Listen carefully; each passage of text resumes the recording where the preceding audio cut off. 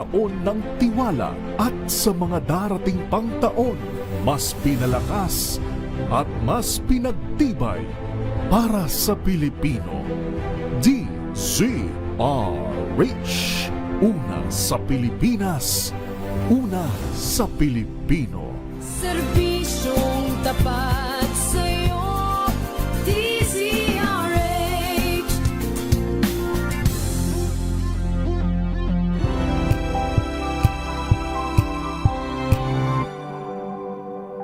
Tinesting, sinuri, siniyasan. Ang resulta, super effective ang Shield sa pagpatay ng bakterya at virus. Shield Antibacterial Soap. Believe ang mga eksperto sa Philippine Nurses Association. At si Mami, Tiwala ako sa Shield. Shield Antibacterial Soap. Napatunayang mabisa. Ang mga nurse, tiwala. ACS. May nagbago. May arte. May budget. Akala nyo lang yon. So solid. White Rose Papaya, wow, White Rose. White Rose Papaya, wow, White Rose. White Rose Papaya. May glow up with a White Rose Papaya. White Rose Papaya. May puti power times 2 kasi may papaya at niacinamide. May shea butter and tea tree oil pa. Kutis sulit ang glow May up. glow up with a White Rose Papaya. White Rose Papaya. Kutis sulit ang glow up. ACS. Amoy forever. Amoy LQ. Amoy New Calad Berry Blues. Amoy kalat, amoy good vibes. Ang buhay ay sasaya. Basta't busog ang pamilya. Kumeya, kumeya. Ibig ko sabihin, masarap talaga. Komea 3Q Bihon. Masarap talaga! Amoy forever. Amoy LQ. Amoy New Calad Berry Blues. Amoy kalat, amoy good vibes.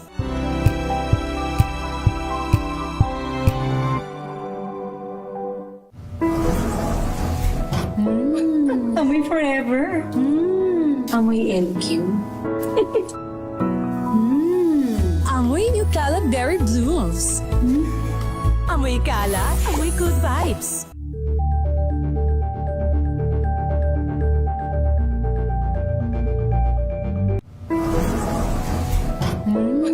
Amoy forever. Amoy LQ. Amoy New Calad Berry Blues. Amoy kalat, amoy good vibes.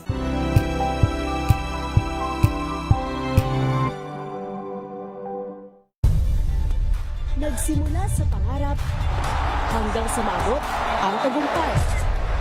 Iba't ibang kwento, iba't ibang mukha ng atletang Pilipino.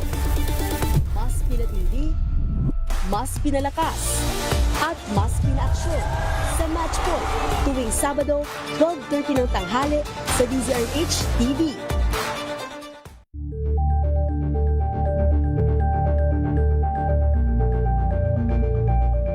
Tambalang Anthony Taberna at Jerry Baha ang gigising sa inyong umaga dahil lalatay ang humahagupit na diskusyon at komentaryo Lunes hanggang Biyernes sa 2x2.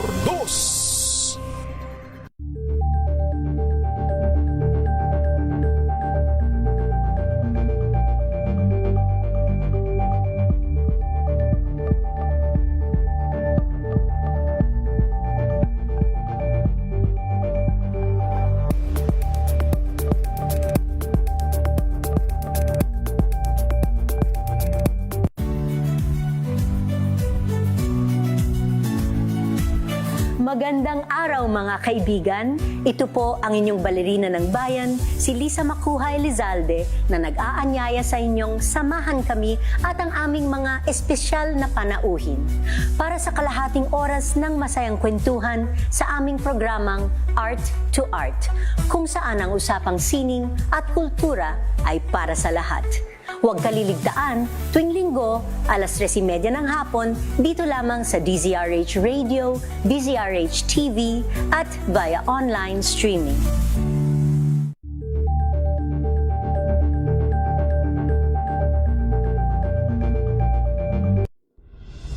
Tuloy-tuloy ang pagtulong, tuloy-tuloy ang pagseserbisyo, at tuloy-tuloy ang balitaan kasama si May Binauhan sa Operation Tulong mula Lunes hanggang Biyernes.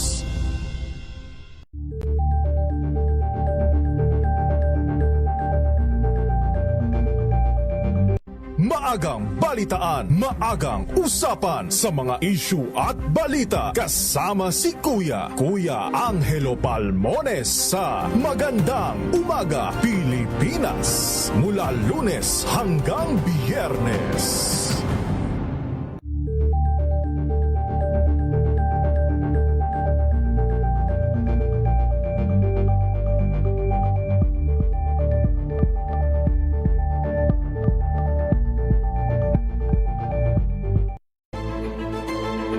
Pakikinggan ang bawat panig. When you fight for justice, think about the queer people. Kung hindi kami magkukwento, sino ang magkukwento para sa amin? Ang mga panawagan, ipababatid. Hindi talaga ito masusing pinag-aralan ng gobyerno. The women who are beaten and abused. It's time to listen to their voices. Tunghayan ang iba't ibang boses, mga kwento mula sa iba't ibang anggulo. Dito lang sa Point of View. Mapapanood tuwing linggo, alas 12 ng tanghali sa DZRH TV.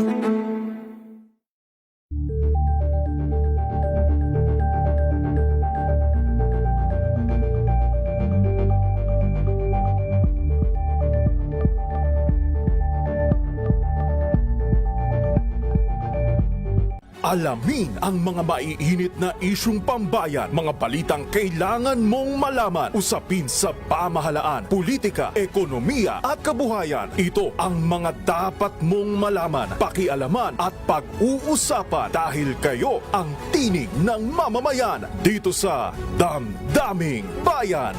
Live sa DZRH Radio, DZRH TV at DZRH Digital. Kasama sina Lakay, Deo Macalma at Elaine Apit. Araw-araw, Lunes hanggang Biyernes. Damdaming Bayan.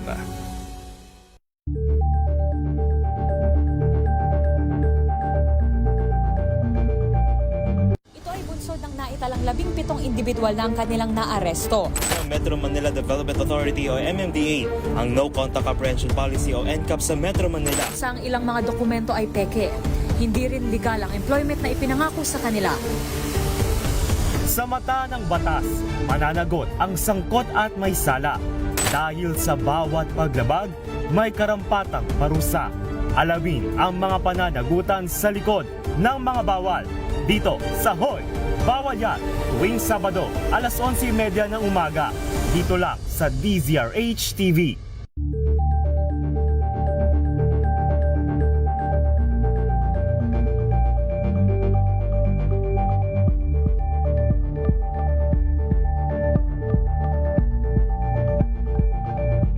Curious ka ba sa maraming bagay? Kami na ang bahala dyan. Aalamin, tutuklasin at bibigyang linaw namin ang mga katanungang bumabagabag sa inyong isipan. Sa programa kung saan ang bawat sagot ay galing lamang sa mga eksperto. Ang Expert's Opinion, tuwing linggo alas 3 ng hapon, dito lang sa DZRH TV.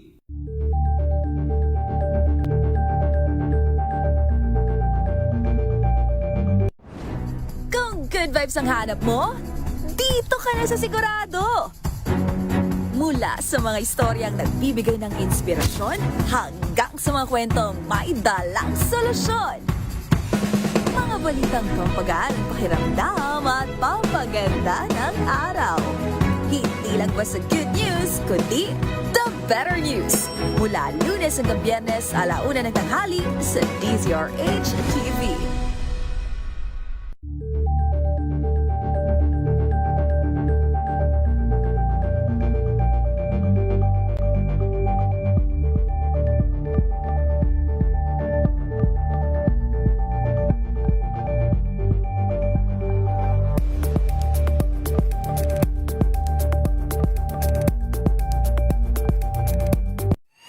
Mga balitang gigising sa inyong umaga. Mga balitang kailangan mong malaman. Mapapakinggan sa ACS Balita sa 2x2.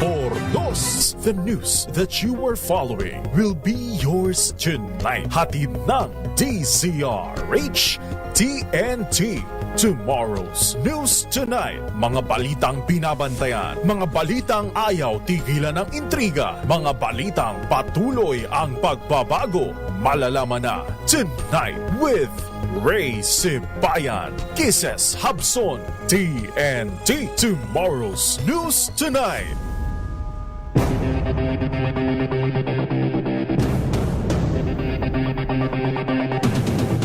TNT. Tomorrow's News Tonight.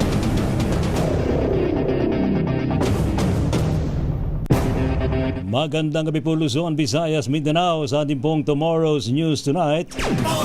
Ngayon po kami ito mga kaibigan ng Lunes, Bisperas po ng Kong Hei Fat Choy. Sa ating pong headlines mga kaibigan, higit pisong taas presyo sa gasolina, 60 centavos sa diesel at kerosene. Kasado na pong ipatupad bukas. 7,000 pulis ipakakalat sa Metro Manila para sa selebrasyon ng Chinese New Year. Vlogger na nagpakalat ng fake medical records ni Pangulong Ferdinand Marcos Jr. ipinatawag ng NBI. Dating Senador Bong Revilla hindi nagpasok ng plea sa kasong malversation. Senators Go De La Rosa at iba pang tinukoy ng ICC na di mo na kasabwat ni dating Pangulong Digong Duterte sa crimes against humanity, hinimok na lumantad kung inosente. 2 kongresista at tobacco lord ng Pampanga iniimbestigahan ngayon kaugnay ng pagiging mastermind sa ilegal na pabrika ng sigarilyo. Chop-chop! Chop-chop na katawan ng isang lalaki na diskubre sa loob ng isang drum. Diyan po sa may Binondo, Maynila. Sa TNT Global News, libo-libong bahay sa New Zealand nawala ng kuryente dahil sa hagupit ng bagyo. Sa sports, super rookie Sam Cantada, pinangunahan daw po ang NU Lady Bulldogs kontra UST sa UAAP Season 88 Women's Volleyball. Sa TNT Showbiz, sex bomb Sunshine nagpasalamat sa suporta ng kanyang mister. Mga netizens may napansin. Anong napansin? Mamaya ho yan. TNT. Tomorrow's News Tonight. Anyo po mga lingkod sa pagbabalita, sina Ray Sibayan at Kisas Habson. Para sa DZRH, una sa Pilipinas. Una sa Pilipino. TNT. Tomorrow's News Tonight. Bad news sa mga motorista. Sasalubungin ng bad news ang Chinese New Year ng mga motorista. Mayroon pong pagtaas sa presyo po ng petroleum products so bukas, February 17. Bada po sa anunsyo ng mga oil company, abay tataas daw po ng 1.20 piso at 20 sentimos ang bawat litro ng gasolina. Samantalang pareho namang 60 centavos ang magiging pagtaas sa bawat litro ng diesel at kerosene. Epektibo nga po ang oil price adjustment ng karamihan ng oil companies bukas alas 6 ng umaga. Muli namang iginiit ng Department of Energy na tali ang kamay nila sa serya ng oil price increase na pang-anim na sa sunod na linggo ngayon. Ayon kay Energy Secretary Sharon Garin, hindi nila posibleng madiktahan ang mga kumpanya sa presyohan dahil sa umiiral na oil deregulation law at diskwento lamang ang maaari nilang iapila. Idiniin ang kalihim na nakadepende ang presyo sa pandaigdigang merkado dahil imported ang mga produktong petrolyo sa bansa. Ito rin ang dahilan kung bakit nila isinusulong ang oil exploration upang hindi na umasa pa sa importasyon. Umaasa si Garin na sa pamamagitan ng bagong tuklas na Major Natural Gas Reserve ng Malampaya, mas marami ng kumpanya ang papasok na siyang makatutulong upang kumalma ang presyohan sa lokal. TNT. Tomorrow's News Tonight. Sa iba pang balita, pinasisipot ng NBI sa kanilang tanggapan sa Miyerkules, February 18, ang vlogger na munoy nagpakalat ng peking medical records ni Pangulong Ferdinand Marcos Jr. Ayon po kay NBI spokesperson Palmer Malyari, si Jack Argota ay naka-schedule sanang magtungo sa Cybercrime Division nitong nakalipas na Biyernes, subalit siya ay nakiusap na i-reset ang kanyang pagtungo sa NBI. Samantala, bukod sa naturang vlogger, inimbestigahan din ng NBI ang iba pang personalidad na pinaniwalaang nagpakalat din ng maling impormasyon tungkol sa medical records ni Pangulong BBM. Kabilang nga po sa listahan ng dating media man na si Jay Sonza. Una nang nagpalabas ng statement ng St. Luke's Medical Center para pabulaanan ang impormasyon ni Argota, Sonza at iba pang nagpakalat ng peking medical certification ni Pangulong BBM sa social media. Nanawagan ng Simbahang Katolika sa mga Katoliko na obserbahan ng digital media fasting ngayong papasok na Kwaresma. Sa isang pastoral letter ng Catholic Bishops Conference of the Philippines o CBCP, isinalarawan ni CBC President Archbishop Gilbert Garcera ang digital media fasting bilang contemporary expression of conversion and renewal. Ipinaalala ni Garcera na ang patuloy na pagkalulong ng tao sa digital media ay nakaapekto at nagpapahina sa buhay espiritual. Ayon sa Pangulo ng CBCP, na bagaman may tuturing na blessing ang technology, ngunit ang sobrang paggamit ng digital media ay maaaring magresulta ng distraction, fatigue, kawalan ng focus, mahinang relationship at mas mahinang spiritual awareness. Paliwanag pa ni Bishop Garcera na hindi lamang pagpapakita sa tao ang fasting o pag-aayuno, bagkus ito ay pag-aalay sa Panginoong Diyos. Sa ngayon ay hindi na anya limitado ang fasting sa pagkain, kundi pati na ang pang-araw-araw na hamon sa buhay ng tao tulad ng digital media na dapat ay nagsisilbi sa tao at hindi sakupin o kontrolin ang tao. TNT Tomorrow's News Tonight. Nagsumite naman ang DPWH ng mga karagdagang pampangalan ng high-profile individuals na sa Ombudsman na pininiwalaang sangkot sa manumalyang flood control projects dyan po sa Bulacan at Davao Occidental. Sinabi ni Public Works Secretary Vince Dizon na magsasagawa ng anunsyo ang Ombudsman tungkol sa nabanggit na development ngayong pong linggong ito. Ayon sa kalihim, bukod sa Bulacan at Davao Occidental, plano ho ng ahensya na magsumite ng panibagong manifestation kaugnay na ang kaparehong anomalya sa Cebu.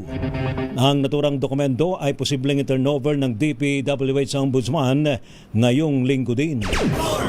Hindi naghain ng plea si dating Senador Bong Revilla Jr. sa kanyang arraignment para sa kasong malversation kaugnay ng umano'y 92.8 milyong pisong ghost flood control projects sa Pandi, Bulacan. Dahil dito'y otomatikong inihain ng Sandigan Bayan 3rd Division ang not guilty plea para sa dating mambabatas. Nagpasok din ng not guilty plea ang kanyang kapwa-akusado na si Juanito Mendoza, dating Finance Section Chief ng DPWH Bulacan 1st District Engineering Office, at sa ngayon ay nananatiling nakakulong po sa New Quezon City Jail Male Dormitory si Revilla Jr. habang inaantay ang preliminary conference na nakatakda naman sa February 23 hanggang 27 at ang trial na magsisimula sa March 6.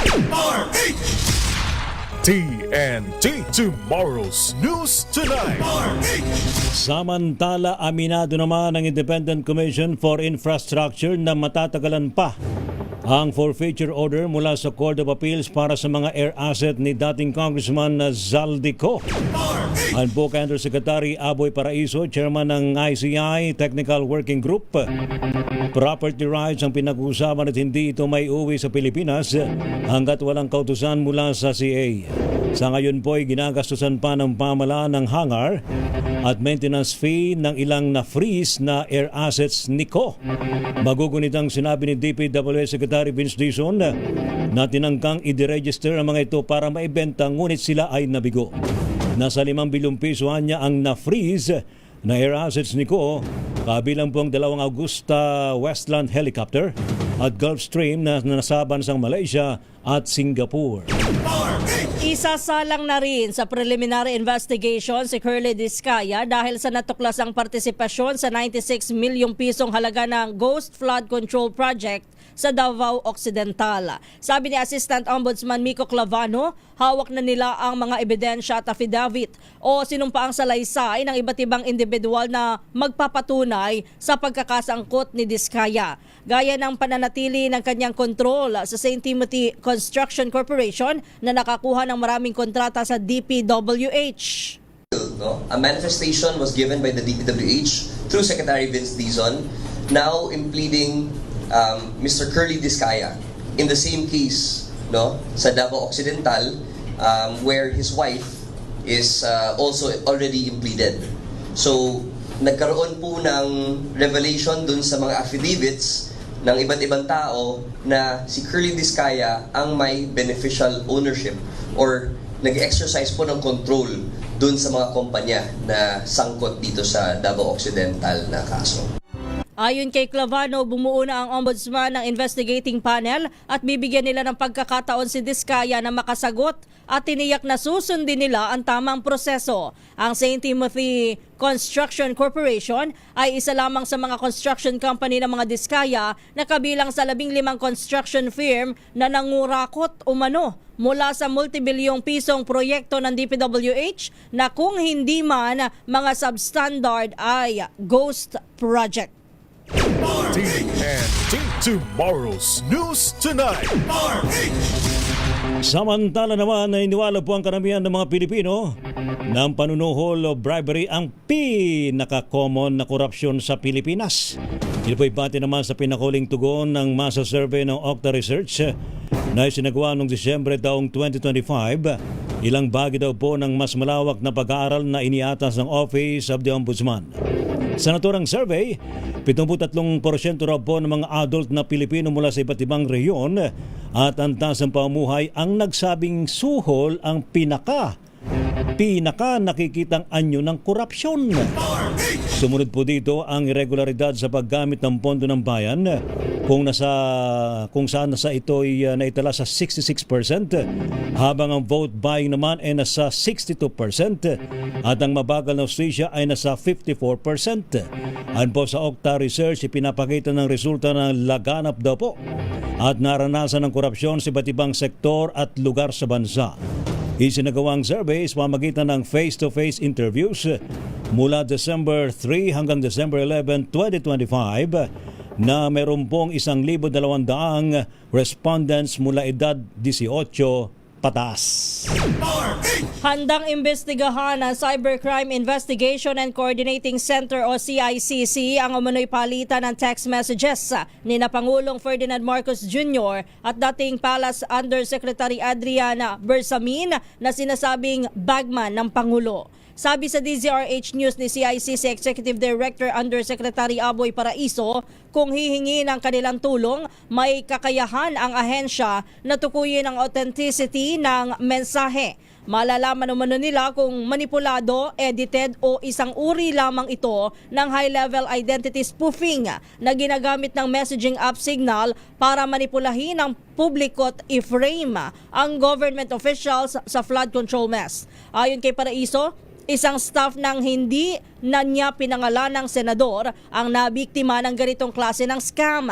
Pinag-aaralan na ng CICC ang posibilidad na i-block sa Pilipinas ang encrypted messaging app kung saan maaaring itago ng user ang tunay nilang pangalan at ang numero ng kanilang cellphone. Hamon nito, sabi po ng ICC head na hindi nila maipasusubpina o makausap ang mga nagpapatakbo ng app na nakabase po abroad.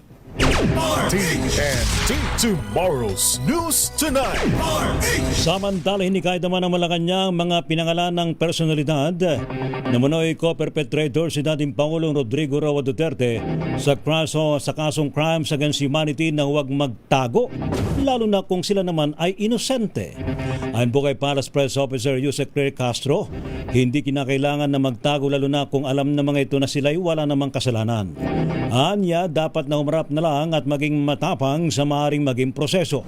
Noong weekend, inilabas po ng International Criminal Court ICC ang dokumento na tumutukoy sa ilang personalidad na muna'y bahagi ng isang common plan upang in-neutralize ang mga pinaginalaang kriminal sa pamagitan ng mararahas na gawain, kabilang daw po ang pagpatay sa panahon noon ng Duterte administration. Kung kayo magtatago, ano bang ibig sabihin yan? Kayo ba'y may kasalanan? Tinatago nyo para hindi po kayo madinig at ma-escape kayo or ma-evade the liability of what you had done? So, hindi po kinakailangan magtago kung alam po nila na sila'y walang kasalanan, humarap sila at maging matapang sa mga maaaring proseso. Si Palace Press Officer Yusek Claire Castro. Handa naman na muling makipagtulungan ang pamahalaan sa International Criminal Police Organization o Interpol sakaling ipaaresto ng International Criminal Court o ICC ang dati at kasalukuyang opisyal na pinangalanan bilang kasabwat sa madugong war on drugs ni dating Pangulong Rodrigo Duterte. Sa press briefing, sinabi ni Palace Press Officer Undersecretary Claire Castro na kung ano ang nangyari noong ipaaresto ang dating Pangulo ay siya ring gagawin kapag nagpatulong muli ang ICC sa pamamagitan ng Interpol sa pagpapatupad ng arrest warrant laban sa mga personalidad. Kabilang sa mga pinangalanang co-perpetrators ng ICC sina Senador Ronald Bato de la Rosa, dating PNP Chief, Senador Bongo, ganun din si dating Justice Secretary Vitaliano Aguirre at iba pa. Matatandang nakipag-ugnayan na ang ICC sa Interpol para maaresto si dating Pangulong Rodrigo Duterte noong March 2025 dahil hindi na miyembro ng Rome Statute ang bansa kaya't hindi maaaring dumirekta ang ICC sa pamahalaan ng Pilipinas. Binigyan din ni Castro na walang kinalaman ng Administrasyong Marcos sa anumang desisyon ng ICC dahil ang mga kasong kinasasangkutan ng dating Pangulo ay matagal nang naisampa. Hindi ito diversion dahil matagal na po ang kasong ito na nakasampa sa ICC. Hindi pa nga po Pangulo, si Pangulo Marcos Jr. ay naisampa na ito. So hindi po dapat ipahid sa ating Pangulo at sa gobyernong ito kung nagkaroon man po ng findings patungkol dyan ang ICC dahil wala naman pong impluensya ang ating gobyerno sa International Criminal Court.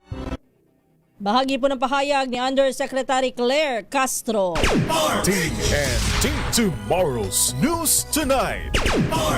Standby pa rin po sa iba pang mga balita mga kaibigan sa Tomorrow's News Tonight.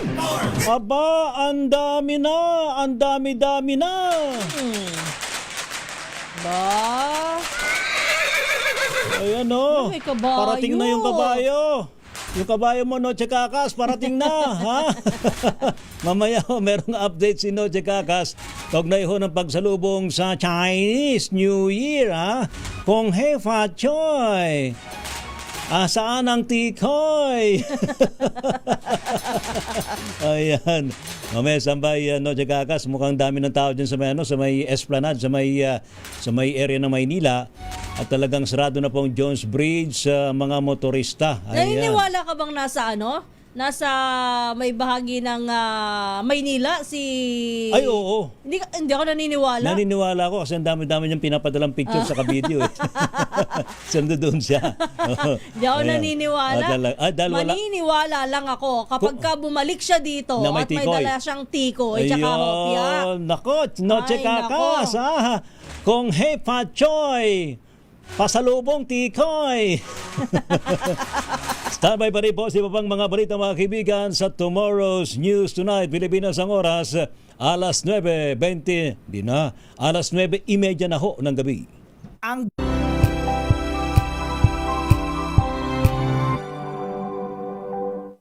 Maulan man, no worries na amoy kulubang damit. Charm Fabcon, bangong kumakabloom, tanggal amoy kulog sa bango ng Charm. Kaya gamit ko, Charm Fabcon with Bloom Fresh Technology. Kills 99.9% of kulob-causing bacteria.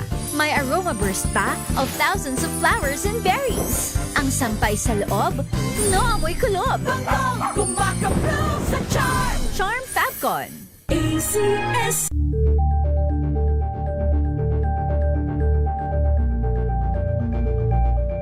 Hello, Washi! Laundry day na naman! Yay! Anong meron? Mancha ng chocolate, putik, may libag pa! Kaya natin yan! With Pride Washing Machine Detergent, may triple stain away formula. Tanggal ang makapit, madikit, at malupit na dumikmantsa. Kaya easy-easy ang labada. Mula noon hanggang ngayon. All you need is pride. All you need is pride. ACS.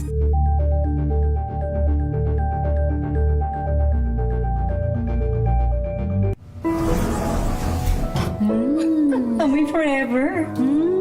Amoy LQ. Amoy New Calab Berry Blooms. Amoy kala, amoy good vibes.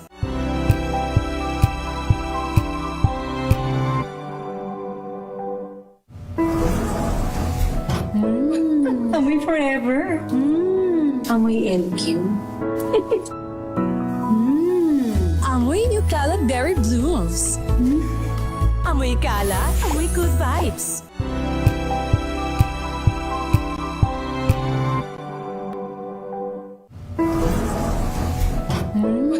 Amoy forever. Amoy LQ. Amoy New Calab Berry Blooms. Amoy kala, amoy good vibes.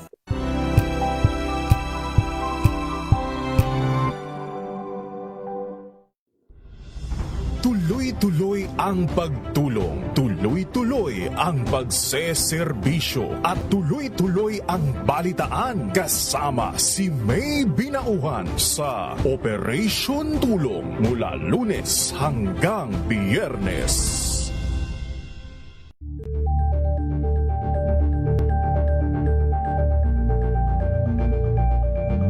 Maagang balitaan, maagang usapan sa mga issue at balita kasama si Kuya Angelo Palmones sa Magandang Umaga Pilipinas mula Lunes hanggang Biyernes.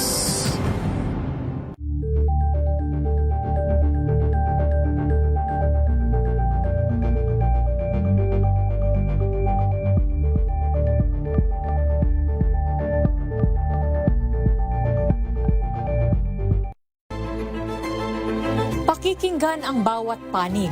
When you fight for justice, think about the queer people. Kung hindi kami magkukwento, sino ang magkukwento para sa amin? Ang mga panawagan, ipababatid. Hindi talaga ito masusing pinag-aralan ng gobyerno. The women who are beaten and abused. It's time to listen to their voices. Tunghayan ang iba't ibang boses, mga kwento mula sa iba't ibang anggulo. Dito lang sa Point of View. Mapapanood tuwing linggo, alas 12 ng tanghali sa DZRH TV.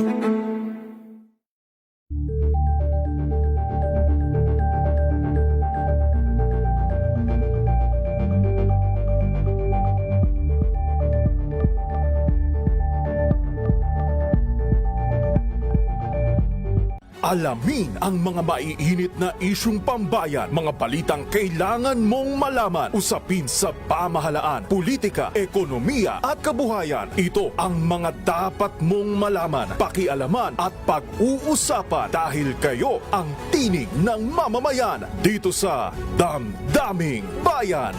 Live sa DZRH Radio, DZRH TV at DZRH Digital. Kasama sina Lakay, Deo Macalma at Elaine Apit. Araw-araw, Lunes hanggang Biyernes. Damdaming Bayan.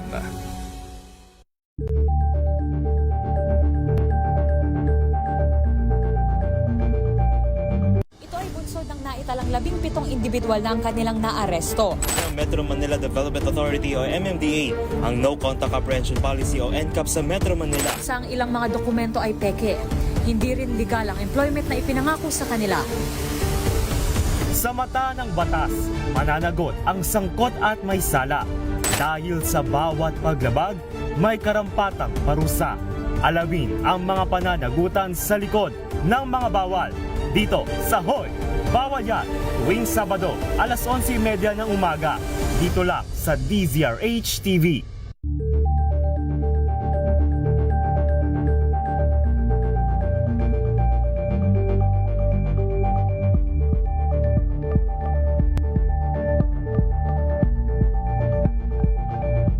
Curious ka ba sa maraming bagay?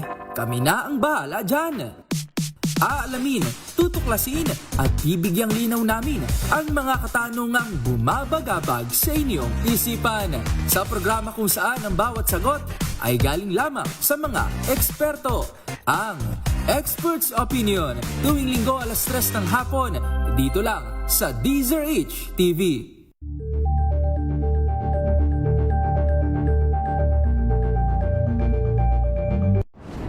Kung good vibes ang hanap mo, dito ka na sa sigurado. Mula sa mga istoryang nagbibigay ng inspirasyon hanggang sa mga kwentong may dalang solusyon. Mga balitang pampagaan ang pakiramdam at papaganda ng araw.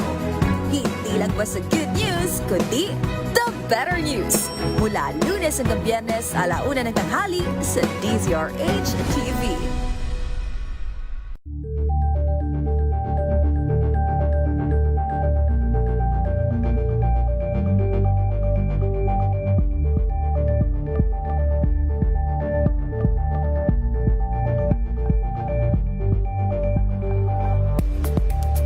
Of the Fire Horse, malapit-lapit na. Atin ang alamin ang update mga kaibigan mula dyan sa area po ng Chinatown, particular na sa area po ng Jones Bridge na kung saan ang dami na pong tao dyan. Nag-aabang po nitong pagsalubong sa Chinese New Year, ha? Year of the Fire Horse. Magandang gabi sa iyo, partner. Good evening. And nakapula ka ngayon, ha? mali nga eh. Bakit? Year of the Rat ako eh. Ganun ba? Oo eh. Kaya nga biglang pinatungan ng itim. Meron namang black eh. Okay yan. Ito na, ating alamin ng update mula dyan sa area yan. At sakto ba na 12:00, bago mag 12:00, sasalubungin niya, may mga fireworks ba dyan? Sa may Jones Bridge, RH27, Noche Kakas, Noche! Lakay Ray at Kisses, nako, ang kapal na ng mga manunood dito sa may Jones Bridge sa pagsalubong nitong Chinese New Year. Yung countdown, inaabangan ng excited yung ating mga kababayang Pinoy dito sa Chinese New Year ngayong 2026 pagsalubong ng Chinese New Year. Yung Pasig River, Kisses at Lakay Ray, kung makikita nyo dito, yung pinaka likuran nitong National Press Club hanggang doon sa may likuran ng Bureau of Immigration sa may tulay ng Intramuros sa Binondo Bridge, punong-puno ng tao. Ganun din dito sa may area ng Escolta, ganun din, punong-puno ng tao. Inaabangan itong fireworks display na magaganap ngayong pagsalubong ng Chinese New Year. At maging itong area ng Jones Bridge, sarado na ito, Lakay Ray. Kanina, bukas pa itong isang bahagi ng tulay, itong Jones Bridge, yung galing ng Loton. Pero this time, sarado na, naglatag na yung stage dito para sa media. At meron ding stage dito sa kabilang side naman, itong Jones Bridge. Galing ka ng Binondo, pabapuntang Loton. Meron ding nakalatag dito sa pinakagitna nitong Jones Bridge na isang stage kung saan dito magsasalita yung Filipino community, yung mga leader ng Filipino community, Chinese Filipino community dito sa Binondo, Maynila, at yung ibang invited na guest katulad ni Manila Mayor Isko Moreno at maging si Vice Mayor Chi Atienza. At yung inaasahan din yung pagdating itong si His Excellency Jin Kuan, yung ambassador ng People's Republic of China. Siya naman ay magsisilbing speaker mamayang 11:30 hanggang 11:35 ngayong gabi. Habang si Mayor Isko Moreno naman 11:35 hanggang 11:40 p.m. siya naman ay magsasalita. Yung opening mamaya, Lakay Ray, 11:15 to 11:20 ay opening lion and drum dance performance. Yung sumasayaw-sayaw, Lakay Ray, yung sumasayaw-sayaw na parang so bago yung bago yung last bago yung fireworks? bago yung last second. bago yung countdown mamaya, meron pang magsasagawa muna ng mga programa at mag-welcome remarks na itong si Mr. Victor Lim, ang presidente ng Federation of Filipino-Chinese Chambers of Commerce dito sa Binondo, Maynila. 11:20 yan. Tapos yun na, yung sunod-sunod na yan, hanggang sa 11:45 hanggang 11:59, drone light presentation na yan, Lakay Ray. Ito na yung mga fireworks display na makikita dito sa kabilang tulay, Lakay Ray, doon sa may immigration at kisses. Doon sa may pinakalikuran itong Immigration Bureau of Immigration ay doon na nakalatag yung mga fireworks display nitong pagsalubong ng Chinese New Year. At may mga bukod pa doon dito sa may likuran ng Bureau of Immigration. Pagkalagpas doon, Lakay Ray, doon pa sa may kabilang side naman, kabilang side pa rin, may mga tao pa rin na nanonood. Particular na yung mga nakatira doon sa may Baseco area. Doon naman sila pumunta gilid nitong Pasig River dahil kitang-kita yung fireworks display mamaya na inihanda ng Federation of Filipino-Chinese Chambers of Commerce dito sa Binondo, Maynila. Maging doon sa may area ng MacArthur Bridge. May mga tao din na naka-standby at nag-aabang dito sa fireworks display. Mga nakikita natin. So kung titingnan mo, Noche, kung titingnan mo sa drone na halimbawa, ay parang nakapaikot yung tao dyan sa paligid ng river do sa mga bridge na nandyan. At doon ay nag-iintay lahat, punong-puno ng tao. Yes.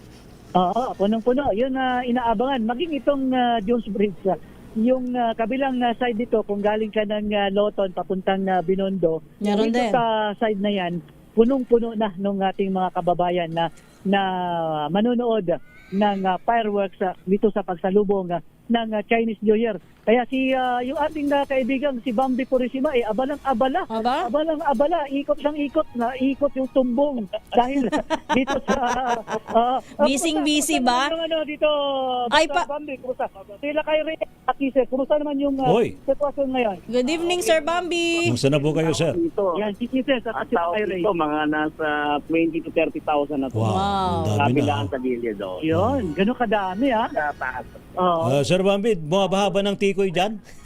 Hindi pa kasama yung Tikoy daw, tikoy. Bumabaha ng tikoy? May hagis na tikoy. May ihahagis nito sa ilog. Alam ko may hagis na kay Boss Cesar Salamat. Ngayon ito, Boss Bambi, dito sa iyong pag-observe itong simula nung umupo si Mayor Isko Moreno, kumusta naman ang Maynila ngayon? So far so good, maganda, maliwalas, matiwasay, ang peace and order, okay, bumaba ang crime rate, so lahat nasa maayos. Mula naman po si Yornito. Ayun. Tsaka nagliwanag ulit nagliwanag talaga. Makulay ang Maynila ngayon, ha? Oo. Okay, so yun ang sitwasyon ngayon. Salamat, Sir Bambi. Magbibigay tayo ng update kaugnay nga nitong pagsalubong ng Chinese New Year dito sa Filipino-Chinese community. Particular. Sandali lang, Noche. So saan ang sarado ngayon? Mula saan ang sarado? Sarado yung Intramuros Binondo Bridge. Yung Intramuros Binondo Bridge. Yung bagong tulay. Sarado yan dahil doon nakalatag ang fireworks. Ang Jones Bridge, sarado rin. Sarado rin yung ilang paligid nitong Binondo. Pero yung MacArthur, okay lang yung MacArthur. Bukas mo yung MacArthur Bridge. Yung MacArthur, passable. Pero marami na rin tao. May mga tao na rin na nakastandby dahil kahit doon ka manonood, ilang metro pa ang layo dito sa may kitang-kita naman Intramuros Binondo Bridge. Kitang-kita pa rin Lakay Ray dahil nasa gitna ng ilog itong tulay kung saan ay inaabangan ng ating mga kababayan. Lalo-lalo na yung ating mga kababayang Pinoy na dumayo ngayon na dito dahil sa masaksihan itong pagsalubong ng Chinese New Year. Noche, pakibati mo daw sa mga tao dyan tsaka sa Filipino-Chinese community si Kong Ador Plato. Oo, kung Hey Ador. Fatchoy daw. Gusto daw niya sana na manood, kaya lang busy daw siya ngayon. Oo, si Congressman Kaador Plato. At Oo. siyempre, kasama niya yung kanyang may bahay, yung dating girlfriend na ngayon ay kanyang ka-roommate. Si Ma'am Girlie. Girlie Oo. Plato. Yes. Di bati natin si Kong Kaador ng Sinyan Kwaila. Kung may Fatchoy na rin sa kanila. Kung Hey Fatchoy daw. Oo. Yan. Thank you very much, Kong Plato. At siyempre, gustong-gusto rin manood ni Kong Plato mga ganitong event, aktibidad, kaugnay ng pagsalubong ng Chinese New Year. RH27, nagsika ka sa DZRH, una sa Pilipinas, una sa Pilipino. Thank you, Noche Kakas. Alam mo, magkakaiba yung mga bati sa sa Oo nga. ang Kong Hei Fat Choy, according to Master Hans Kua. Congratulations and a prosperous new year. Yun. Congratulations and prosperous new year. Yung isa naman ay Sinyan Kwaila. Singyang Kwaila. Ano ibig sabihin naman Singyang Kwaila? Yun yung Happy New Year. Happy New Year. Yeah. Yun pala yun. Yeah. So hindi dapat pwede naman. Hindi, pero dapat ang mas appropriate is Singoy Kwaila. Sinyan Kwaila. Sinyan Kwaila. Yun. Yun pala Sinyan dapat Kwaila. mas appropriate. Hirap. Ano mo hirap? Grabe ka. Paroon pa rito ka nga ng Hong Kong. At ngayon mga kaibigan, balik po tayo sa ating mga balita. TNT Tomorrow's News Tonight. Samantala, sa iba pa po nating mga balita, dakuan naman natin ang Pangasinan. Naku, ito malungkot naman ito, nakakagalit. 2 daw po tulak ng shabu sa Rosales, Pangasinan na aresto sa buy-bust operation. Ibalita mo yan, RH38, Freddy Fajardo.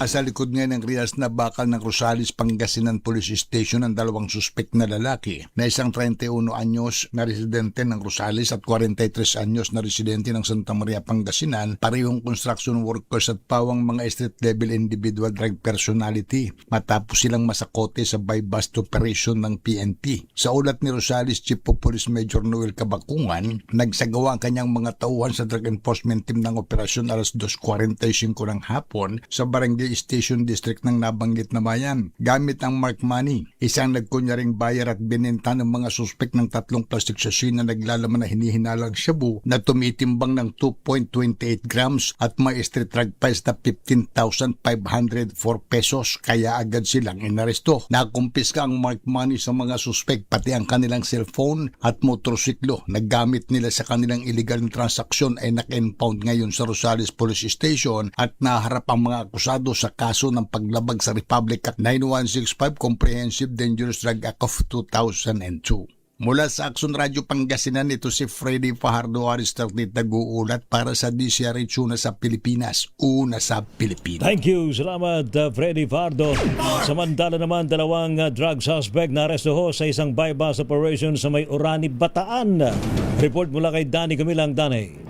Nasakote sa buy-bust operation ang 2 individual na magkasabuat umano sa pagbebenta ng illegal na droga sa Barangay Bagong Paraiso, Orani, Bataan. Sa ulat ng Orani PNP ni Police Major Patrick Carlo Balcanao, hepe ng Orani Municipal Police Station, naaresto sina alias Christian at alias Ramon na pinamunuan ang operasyon ni Police Lieutenant Ronnie Luna. Makarang kumagat ang mga ito sa patibong at pagbentahan ng droga ang isang confidential asset na nagpanggap na buyer.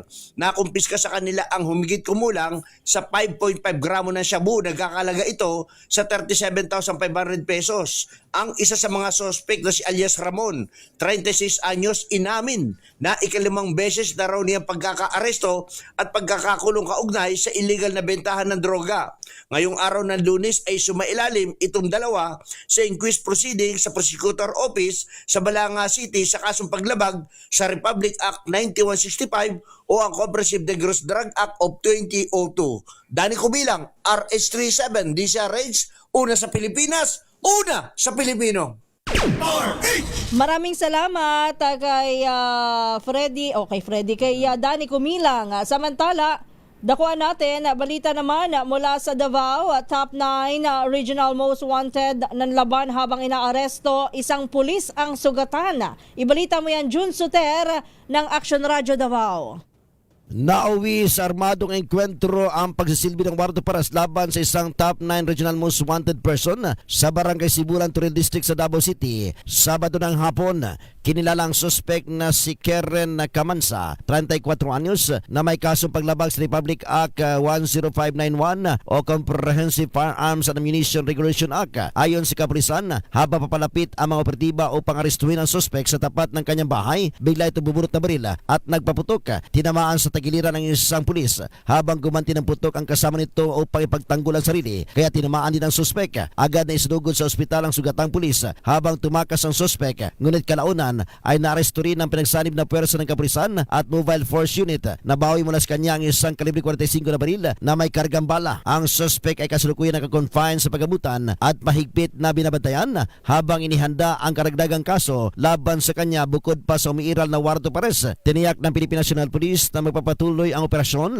laban sa armadong personalidad na nagtatangkang lumaban sa batas. Ito si June Suter para sa DZRH. Una sa Pilipinas, una sa Pilipino. Thank you sa report na yan, June Suter. Samantala naman, magkakasa daw po ng malawakang manhunt operation ang Philippine National Police matapos barilin ng isang 32 anyos na ex-beauty queen sa Isabela. Ayon po kay PNP Chief General Jose Melencio Nartates Jr., tututukan nila ang paghahanap at ika-aresto ng mga suspect na sangkot sa naturang krimen. Unang inatasan ng General ang Regional Director ng Police Regional Office 2 at maging ang 4B para magsagawa ng malalimang investigasyon. Bate po sa mga naunang investigasyon, binaril ang biktima sa loob ng kanyang sasakyan kasamang 3 niyang anak na hindi naman nadamay. Sinubukan pa siyang dalhin sa ospital subalit idineklarang dead on arrival.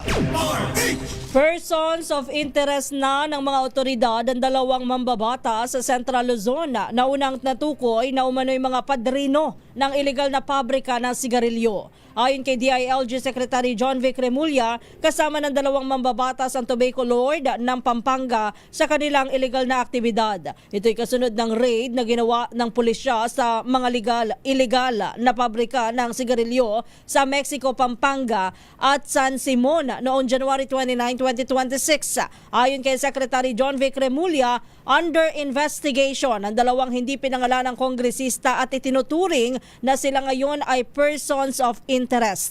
3 lokasyon sa gitnang Luzon ang ni-raid kamakailan kaugnay ng illegal manufacture ng mga sigarilyo at nakumpiska ang 3 tobacco drying machines, 2 manufacturing machines, 1 packing machine at 4 na packing machine components.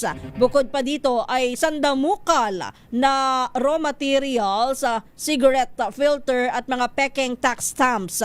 Ayon pa kay Remulla, kung susumahin, lahat ng mga nakumpiska ay nagkakahalaga ng 400 million pesos at ang bawat lokasyon ay kayang makagawa ng hanggang sa 160 milyong piso na halaga ng sigarilyo araw-araw. TNT Tomorrow's News Tonight. Isa namang chap-chap na bangkay ng lalaki ang nakita sa Maynila. Ang katawan po'y nakasilid pa sa drum ng matagpuan sa harap ng Delpan Sports Complex, dyan po sa may Binondo. Ayon sa inisyal na investigasyon, nakasilid sa itim na trash bag ang chinap-chap na bahagi ng katawan ng tao. Ano ba naman yan? Karumal-dumal naman, ano ha? Sinabi ng 2 lalaki na isang puting utility van ang tumigil daw po sa ibabaw ng Mel Lopez Bridge at ibinaba ang isang drum. Sila'y binayaran naman para itapon ang drum. Bago natuklasan ng laman pala nito ay chap-chap na katawan ng tao. Ang naturang bangkay ay dinala sa punerarya para sa kaukulampang pagsusuri. TNT Top News Trending Worldwide. Samantala, sa atin naman TNT Global News, libo-libong bahay sa New Zealand nawalan daw po ng kuryente dahil sa hagupit ng bagyo. Ibalita mo yan, Wina Pearl Hesoro. Nagdulot ng matinding pinsala ang isang malakas na bagyo sa New Zealand matapos gambalain ang biyahe ng eroplano, tren at ferry at magdulot ng pagkawala ng kuryente sa mahigit 30,000 na kabahayan. Ayon sa ulat, pansamantalang itinigil ng Air New Zealand ang operasyon nito sa iba't ibang paliparan sa New Zealand. Maraming kalsada sa North Island ang isinara dahil sa pagbaha, pagguho ng lupa at pagbagsak ng mga puno. Habang sa Wellington Region naman, mahigit 852 emergency calls ang natanggap magdamag kung saan patuloy ang kanilang pagresponde habang inaayos ang pinsala. Samantala, nagbabala ang Weather Bureau na tatawid ang bagyo patungong South Island bukas sa araw ng Martes at posibleng magdulot pa ng mas malalakas na ulan at pinsala. Para sa TNT Global News, ito si Vina Perlasoro ng DZRH, una sa Pilipinas, una sa Pilipino. TNT Sports and Games. Sa ating sports mga kaibigan, super rookie Sam Cantada, abay pinunganan daw po ang NU Lady Bulldogs kontra UST sa UAAP Season 88 Women's Volleyball. Report mula kay Kyle Bulyas. Kyle. Nagpasiklab agad ang bagong miyembro ng National University Lady Bulldogs na si Sam Cantada sa unang laro ng kanilang koponan sa UAAP Season 88 Women's Volleyball Tournament. Tinalo ng NU ang University of Santo Tomas sa loob ng 4 sets kung saan nanguna rito ang super rookie in the making na si Cantada. Nagbitaw lang naman si Cantada sa kanyang debut sa collegiate volleyball ng 21 points with 3 service aces at 1 block. Nakabawi pa ang UST sa third set pero hindi na pumayag ang Bulldogs na ma-reverse sweep sila at tinapos na ang laban sa scores na 25-23, 25-19, 22-25 at 26-24. Para sa TNT Sports, ito si Kyle Bulyas ng DZRH, una sa Pilipinas, una sa Pilipino. Maraming salamat kay Kyle Bulyas. Samantala sa ating TNT Showbiz, Sex Bomb Sunshine nagpasalamat sa suporta ng kanyang asawa. Ang mga netizen meron daw po napansin. Alamin natin ang detalye kay Don Carlos. Nag-uumapaw ang pasasalamat ni Sex Bomb member Sunshine Garcia sa suporta at pagmamahal na ibinibigay ng kanyang asawa na si Bulacan Vice Governor Alex Castro. Sa isang Facebook post ni Sunshine, nagpasalamat siya kay Alex dahil hinayaan naman na siyang mag-grow sa mga bagay na gusto niyang gawin. Anya, ngayon na lang ulit sila nagkaroon ng quality time matapos ang successful na Round 4 reunion concert sa Mall of Asia Arena. Ibinahagi rin ni Sunshine ang ilang litrato mula naman sa kanilang dinner kasamang Sex Bomb Girls at ang kanilang mga life partner.